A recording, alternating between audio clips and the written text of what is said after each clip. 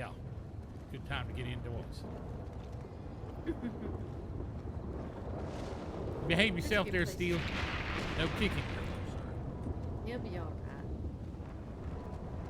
If you need me to take a look at him, I can. Yeah, I think he's all right. He ain't been in part of any shootouts.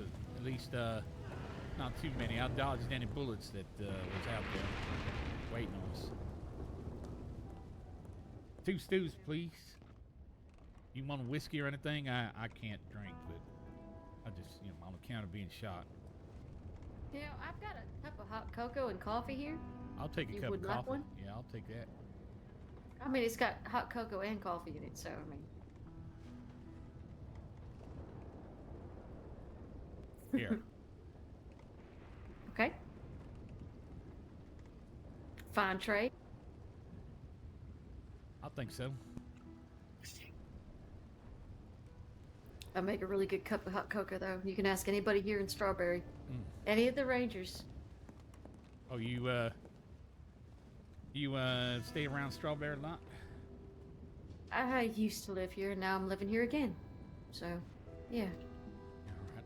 Well, Used to be a Ranger. here's to a nice cup of coffee and chocolate together with a friend.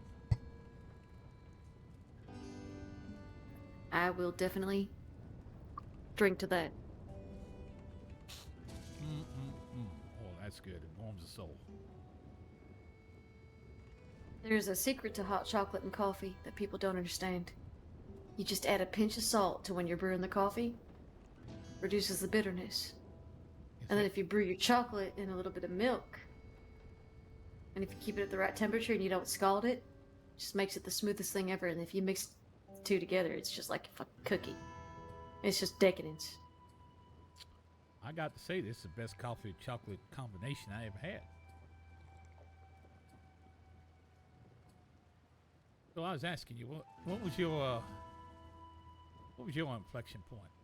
You said that people didn't do. See, I believe that's true. Every gang out there that I've talked to thus far, they're all talking about family, and this is my family. I do this because it's my family. It's like what you don't realize, because somebody ain't turning themselves in, they put your life directly in danger. Ain't nobody who loves anybody that does that. It's the other way around. Like, as a deputy, right? I go into danger because I love the people around me. Because I love the people that cross them. Because I want to help them people over there. If they keep running and they keep hurting people, I mean, they can't outrun the warrant. It's just going to keep building up and building up until they either die or they stay in prison forever.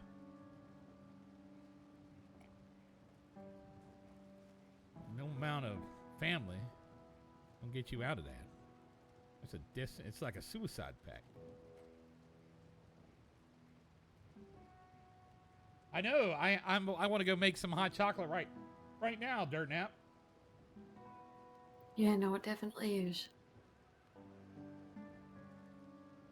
And then what my father wrote me, he said that people, they call themselves family up until the point where they ain't got no more use for someone. Like if you'll become weak, or you're starting to have second doubts of how violent the gang's getting, or shooting down lawmen or something like that, then they ain't got no more use for you. They just assume put a bullet in your skull as much as anything else. That don't sound too much like family to me. Not any family I want to be a part of. It's a different culture on the opposite end of the coin.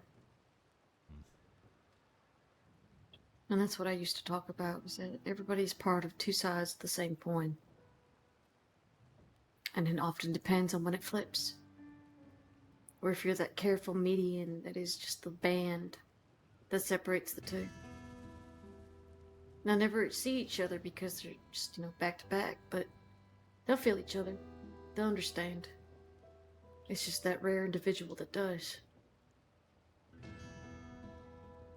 I've been on parts of the same side, balanced them both, to understand what the band is like in the middle.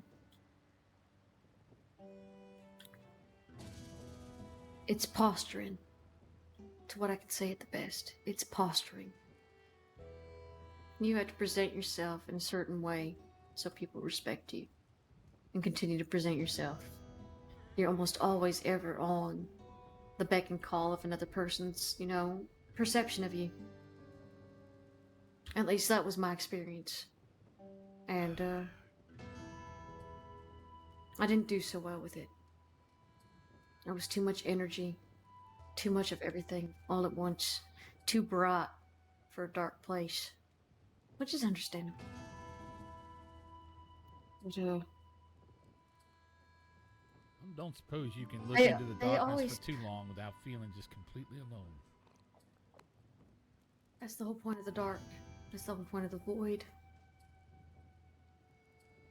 You isolate yourself, even though people are with you. And it's just a horrible, hateful thing. But And it festers. that's what breeds. It's a manifestus, that's right. And I bet it likes company too, which is why you stick together. Yeah. Because you just find a couple of people there in the dark. You don't even realize that it's the darkness that's the thing. When you get out the darkness, move a little bit closer to the light, you'll be able to see it. Maybe sometimes when they're confronted with that reality, they may never vocalize it. But maybe when they're confronted with that reality, they see it right in front of them, whether it's represented in deputies or some innocent people in the crossing. Maybe that's why they get so angry. They do the things they do to hurt people, because it's really inside themselves. It's hurting. And they're crying out for help, but they don't really know. They don't know what to do. And even when help is given, they throw it away. Yeah. It's just how people react with pain. And sometimes there's no helping them. You can only help somebody who you can only help somebody who wants to be helped. That's true. It's kind of like, I guess, as old as the angels and Lucifer himself. I mean, that's the point of the darkness, right? An illusion. Turn away from God. Yeah. It's lies, Yeah. deceit, all of those things. Kill off a man's soul. If that's what you believe in, yeah. I'm a traditionally pagan person myself. But the stories all amount to the same sort of thing. Even to the basic fables. It's just some people just don't want to listen to it. That's all. And I think the more things you do, the more harm you do to people, the more by the more pieces of yourself you just kill off, cut away. There ain't nothing left on the inside. It's true. Well, I made the decision that I would not be cut away any more than I had been. That's good. I know for me, it was it really was the death of my father, and getting the news of that about 2.5 years ago that turned my life around, for sure. I think I had already decided that I was just about had enough of the life I was leading. I wasn't a terrible man, but I had a temper because I was angry at my father, and angry at my mother for, it was hard for her. She was with a lot of men, and it was men that treated her very, very badly. It's hard to watch. Yeah. You feel so It's hard. so helpless. Helpless. Yeah. Exactly. You feel like your words would make sense if they were in a stronger constitution that just don't. And it's the patience sometimes that people don't have. And honestly, there's a point where, you can only give so much to a person before you have to start respecting yourself and giving to yourself too. You can bleed, live, die, and breathe for a person, and it won't amount to nothing. especially if they don't see it. So it's better just to take care of yourself. Do what you want to do. And it's painful, but no more painful than staying with a person who doesn't appreciate what you do for him, right?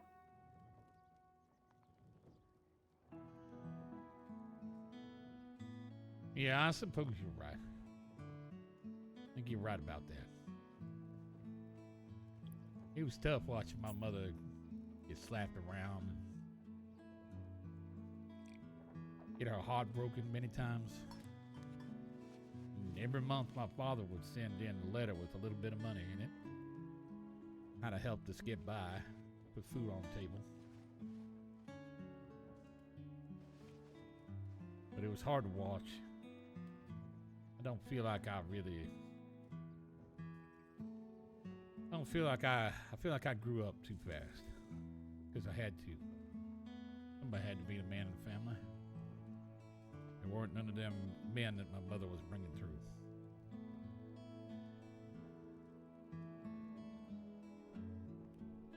That entirely. But the people that you're putting your cards in with now, a whole lot of them I trust and I understand. They'll keep you safe. They'll help you. Trust is a hard thing to put down in certain ways, but just give it time, give it patience, let it grow. And it's time and patience that people struggle with the most. Because life is so fucking short, isn't it? It'll be over. I mean, it could have been over for me earlier today. I luckily got shot in the left shoulder through the meaty part. That was good news, but they could have easily, when I was down on the ground, they could have walked over and put a gun in my head and blew my brains out. They could have. But they didn't. No. The people that put me up for a fucking bank robbery today could have put a bullet in my head. They didn't. They were actually very lovely people. But it's a hard thing to say. It's always a toss-up. Some gangs are good, some gangs are bad, some law are good, some law are bad. It's just people. It all boils down to just people. And at times, it's hard to read even your closest friends. Protect yourself better than you know other people. That's what I'm just gonna say. It's just be able to protect yourself. Yeah, well, I lean on the good Lord for that. I know how the battle is won, finished. Whatever bad things I've done in my life thus far, I believe have been wiped clean. I got a new slate, new story that I've been working on the last 2.5 years. That's good. We'll see where this story goes. We'll see where the story goes. And I'm sure it'll be something worth reading anyway, regardless of what happens. And being a deputy is as much about learning who my father was and chasing him as it is about finding out the kind of man I really am. Don't mistake yourself for your father. Oh, I don't. That's all I can say. He's out there on the horizon and I'm chasing him, but I know I ain't never gonna be him. He's a much better man than I was. I am. That's all I right. don't believe that for a That's second. all right. Hang on a minute. Who's your father? Let me ask you who was, your father is to you. Well, he was a soldier. He was a undersheriff in another state. His name was James Hollister. Okay. Very well respected man. Trained a lot of deputies. Negotiated a treaty with the Comanche at great personal risk to himself. He ended up losing an arm, from what I understand. But in the end, he was able to bring in one of the most notorious of the Comanche that was in the particular band in his state. A fellow by the name of Bloody Mouth, I think. And because of him, the Comanche made things right with the people in that state for a while, anyways.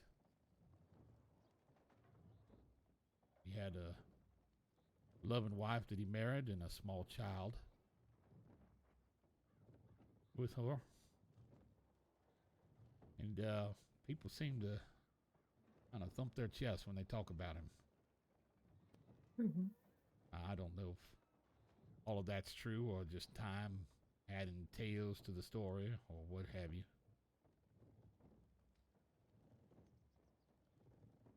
The story is, the story does. I became a deputy to try to put myself in positions that he must have been in, so I could feel close to him about maybe I ain't making the same decisions. I doubt I am. Every situation is different, but at least I can feel what he must have gone through. And in so doing, I find out the kind of man that I am.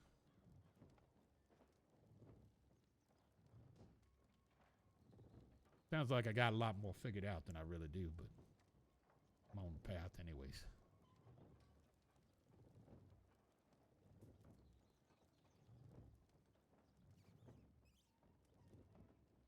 It's like the story that I used to learn, actually. Funnily enough, my father and I worked with a lot of Comanche people.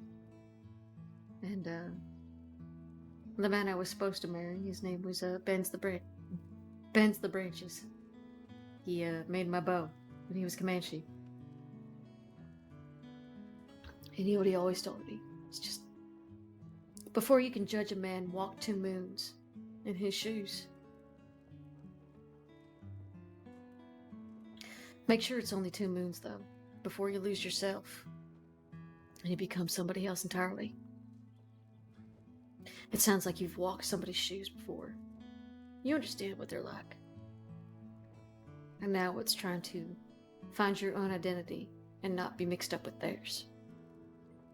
Yeah. You may be born from it, but you're not the original, if that makes any sense. Yeah. No, you're not. That makes exactly sense. I mean, I don't know that I know I'll never be the man that people talk about my father. I ain't even trying to do that. I just trying to understand a little bit more about him, about what he must have felt, the fears he had, the decisions he had to make in a split second. What all that awesome responsibility does to a person. How it weighs upon them. I feel it. Been in gunfights, and I've seen people to my left and right get shot down. And I felt powerless to help them because I don't know nothing about any of that other than putting my fingers in their wound, trying to find some scrap of cloth or gauze or what have you, and just try to get them to hold on, talk to them. Sometimes that's all you can do. As a ranger, speaking as a ranger, somebody who's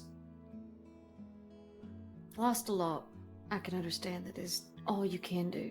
But don't lose yourself to a memory that never was. Don't lose yourself on the potential of what something could have been.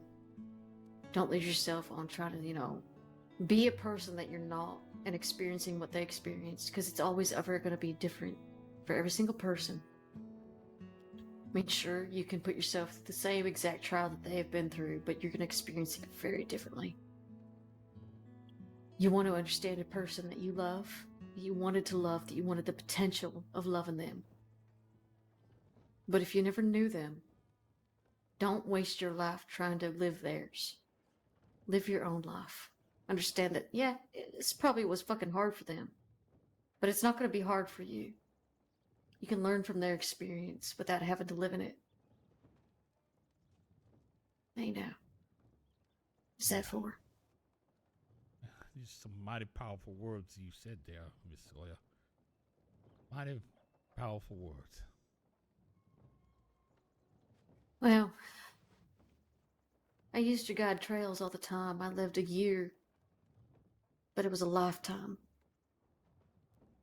And every time that I did it, when I was 16 from now, I lived a whole different life 365 days. From then until now, I've lived so many different lifetimes, and I can understand that. It's hard, and it's good that you recognize the life that you've witnessed, but you still have to live your own. Yeah. You still have to understand your own. Don't get Yes. swept up by somebody else's experience. Experience it for yourself. And that's what I'm doing. I know I ain't never gonna be my father, whatever vision I have of my father. But I can chase him. I can chase the better part of myself, I suppose. Do you think that the Whatever. better part of yourself is your father? I think my father, from what I've heard of him, my father was a good and decent man. And to that extent, I can try to be a good and decent man myself in a job that's very tough. Be good and decent. It is very tough. At the same time, just because somebody who came before you was good and decent doesn't mean you have to be. And it's all a matter of perspective. What he might have done, good and decent, could have been something different for somebody else. Don't compare your life to another's, is all I'm going to say. You're treading a dangerous path of trying to stress yourself out to the point where you're going to wear yourself down to the fucking bone, and you won't even recognize the bone that it comes from. Jim, just live your life as you would. I don't think Keep in the memory. I don't think I've crawled down that rabbit hole just yet, but I appreciate Just the yet. warning. I, I am. I mean, I am following this job and doing this on account of my father to get to know him better. And like I said, but I know I ain't. The situations I encounter and the things I do are going to be different than whatever it is that he faced and the decisions that he made. Of course. That's going to make me a different person because I have to make those choices. He don't get to make them for me. It's me. That's right. And I got to live with the consequences. That's right. And I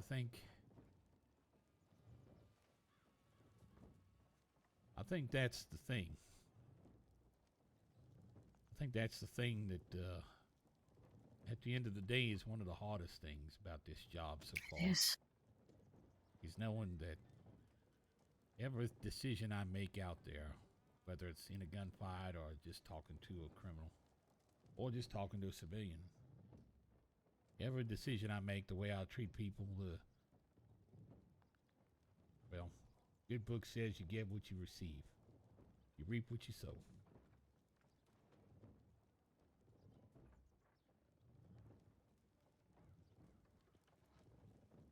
I suppose I'll let that guide me for now.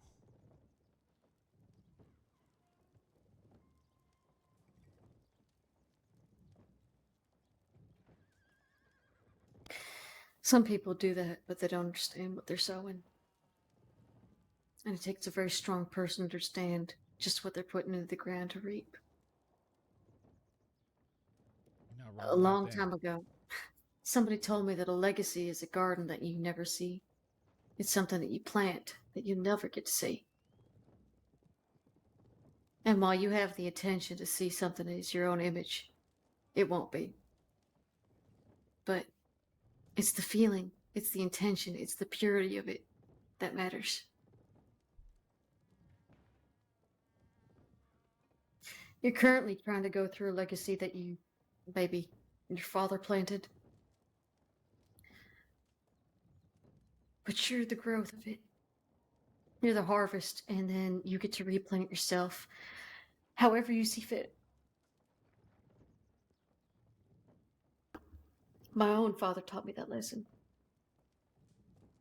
Yeah, I just hope I don't grow up in a heaping pile of bullshit. Darling, sometimes that does happen. Excuse me. I had the hiccup. That's all right. I have that effect on women.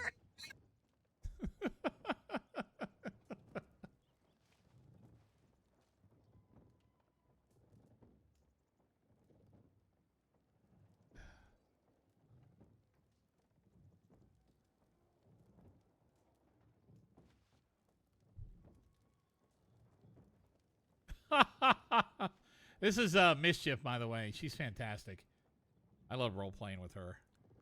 We do have pretty good chemistry. That's what really is cool, man. There's so many good people to play off of on this server. There's a lot of really strong role players, and each one of their characters, there's so much depth to a lot of characters that I've encountered on this server, and I really appreciate that, because I take time to really try to put depth behind my characters, not necessarily to make them complex, but I understand in many cases what glue, what the glue is that glues up their properties, and makes them come alive, if you will.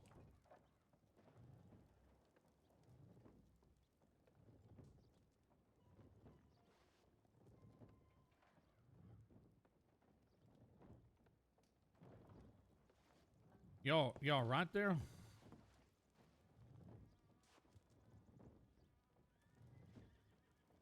Probably had to run and go grab a glass of water. Trying to get rid of the hiccups. Yeah, I'm sorry. Hey, you're all right? That's good. I'll be all right. I'm just gonna tuck into my hotel. All right. Shit. Yeah, that's all right. You do that. Sorry. I'm gonna head back towards Valentine, and I need to check on one person here, and then. Hey, I know you're probably working with Murray. Recruit William Murray. I don't think I've met him yet. Oh shit! If you do, just tell him he's a good boy. All right. You want me to tell him he's a Make good him feel boy? like shit. You want me to say boy to Yeah. him? Yeah, just he's a good little puppy. Just tell him. All right. I'm sorry. He's a friend of mine. Yeah. Okay. We used to work. I'll just tell him just wanna give that you shit. Sawyer said to say who's a good boy? Who's a good boy? Exactly. There you go. There you Who's a go. good Perfect. boy? Perfect. Perfect. Yeah, Perfect.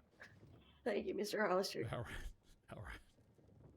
You Take care. Yeah. Thank you for the conversation as always. Of course. I mean, if you ever want to talk, just Well, here, you can reach let out me to give me. you my I'll take a look at your horses too. let me give you my Telegram number in case you ain't got it already. Sure. It's Wild West 328. WW328. That's Okay. right.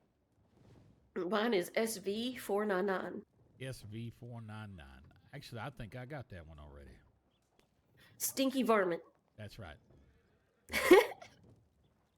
All right, Mr. Hollister. Thank you very Succulent much. For the vivaciousness. conversation. Oh, Jesus fucking Christ, don't even say that. Oh, God, that's just painful to hear. Okay. Stinky virgin. All right. I'm trying to be polite and respectful here. Yeah, be polite and respectful. That's all you need to do. That's right. Just be polite and respectful.